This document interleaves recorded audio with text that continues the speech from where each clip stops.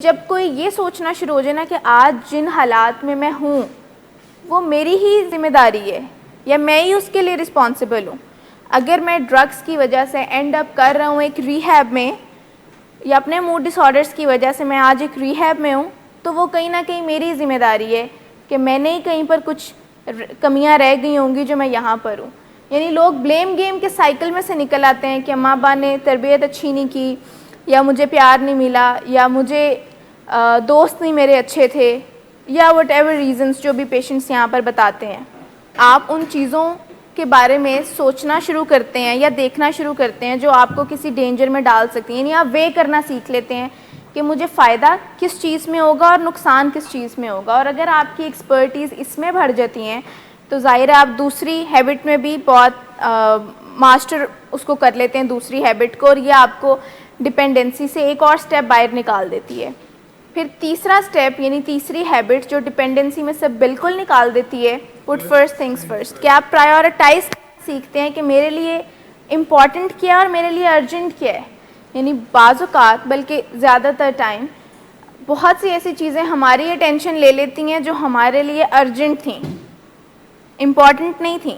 या कोई एग्ज़ाम था और उस टाइम किसी दोस्त की बर्थडे भी थी या कोई गेट टुगेदर भी था जो बड़ा अर्जेंट, जो बड़ा इम्पॉर्टेंट लग रहा था कि वो नहीं छोड़ा जा सकता, तो उसने अपनी अर्जेंट नेचर दिखाकर हमारी अटेंशन ले ली और आप उस रात तैयारी नहीं कर सके एग्ज़ाम की और अगले दिन सुबह जाकर ब्लैंक हो रहे हैं। क्लास का टाइम था सुबह और नहाने चले गए। यानी एक ऐसी चीज़ जो आपको अर्जेंट लग रही होती है वो आपकी अटेंशन ले लेती है और आपके इम्पॉर्टेंट काम डिले हो जाते हैं। तो जब आप इस स्किल में मास्टर कर लेंगे कि आप अपनी चीज़ों को तरतीब देना सीख लेंगे कि सबसे पहले कौन सी चीज़ आनी चाहिए। जैसे ट्रीटमेंट में आने के बाद जहन कहाँ पर लगा रहता है, सारे जितने नॉन इश्यूज़ हैं ना उनकी तरफ। वो क्या क्या हो सकते हैं, दिन कितने हैं, छुट्टी कब होगी, पीछे क्या चल रहा है, बिज़नेस पता नहीं कैसा चल रहा होगा, मेरे दोस्तों को बता दें जल्दी से कि मैं कहाँ पर हूँ। हम सब लोग जिस रोल में होते हैं ना, सिर्फ वही के काम नहीं कर रहे होते, उसी रोल के करने वाले काम बाकी हर चीज़ कर रहे होते हैं। यानी जब बाहर थे तो माजरत के साथ जो आपकी रिस्पॉन्सिबिलिटीज़ थी वो ही नहीं हो रही होती थी, बाकी एक्स्ट्रा काम तो दूर। अगर कोई डॉक्टर है तो कोई डॉक्टरी नहीं कर रहे होते थे वो, अगर कोई स्टूडेंट है तो कोई पढ़ाई नहीं हो रही होती थी, अगर कोई पेरेंट है तो कोई पेरेंटिंग नहीं हो रही होती थी।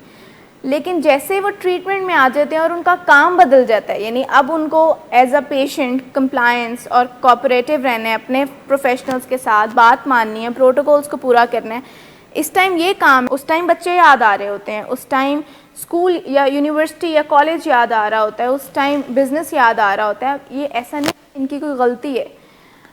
इसी को ब्रेन डिसऑर्डर या इसी को ऐसी साइकेट्रिक कहते हैं जिसमें आप करने वाले कामों पर ध्यान नहीं देते और किसी और चीज़ पर बहुत ध्यान होता है। इसी को एबनॉर्मेलिटी कहते हैं।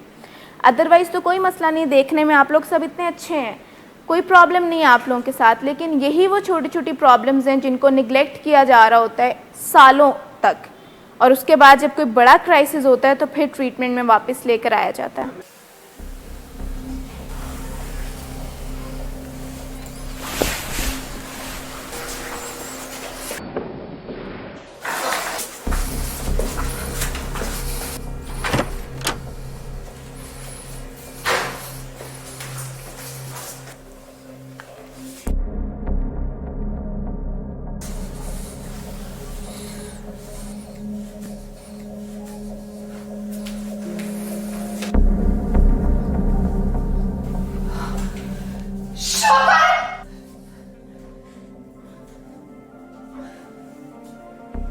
शराब नोशी की वजह किरदार की खराबी नहीं, मूड की खराबी है। शराब नोशी कभी भी नशे की बीमारी में बदल सकती है।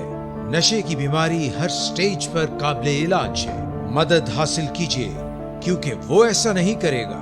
विलिंग वेज से मदद हासिल कीजिए, कहीं से भी मदद हासिल कीजिए, लेकिन फौरी मदद हासिल कीजिए।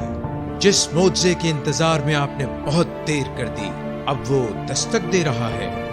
मदद हासिल कीजिए, मदद हासिल कीजिए, मदद हासिल कीजिए।